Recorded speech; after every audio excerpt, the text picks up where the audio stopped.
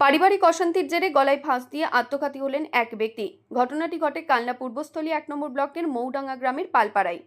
পারিবারিক সূত্রে জানা যায়, মৃত ওই ব্যক্তির নাম কার্তিক চক্রবর্তী, আনুমানিক বয়স ৫০ বছর। শনিবার পরিবারের লোকজনের সঙ্গে কথা কাটাকাটি হয়। তারপর সন্ধ্যাবেলা বাড়ির লোকজনের জন্য বাজারও নিয়ে আসে। বাজার থেকে খাবারও নিয়ে আসেন ওই ব্যক্তি। এরপর শনিবার রাতে নিখোঁজ হয়ে যান। বহু খোঁজাখুঁজির পর তার পরিবার কোনো খোঁজ পাননি।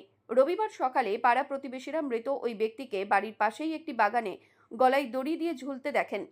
সঙ্গে সঙ্গে খবর দেন পরিবারের লোকজনকে। নাদনঘাট থানায় খবর দেওয়া হলে ঘটনাস্থলে আসে পুলিশ। মৃতদেহ উদ্ধার করে ময়না তদন্তের জন্য পাঠানো হলো কালনা মহকুমা হাসপাতালে। এই ঘটনাকে ঘিরে শোকের ছায়া নেমে আসে পরিবারে। রাজকুমার ঘোষের রিপোর্ট, কালনা।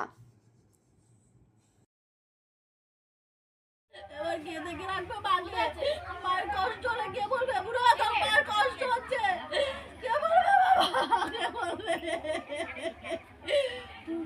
আমাকে এইভাবে বলতে পারবে না। কি হয়েছে?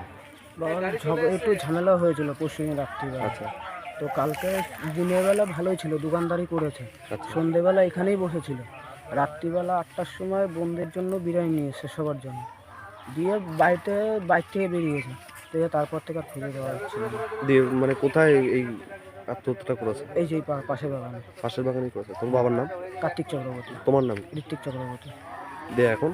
দিয়ে এখন আমি সকালবেলা আমাদের পাড়াপড়শির লোকজন আমাদেরকে ডেকেছে, আমি গিয়ে সকালবেলা নামিয়ে নিয়ে এসেছি। কটার দিকে তোমরা জানতে পারলা? ৫টার দিকে রাত্রেবেলায় করেছে? রাত্রিবেলায় করেছে।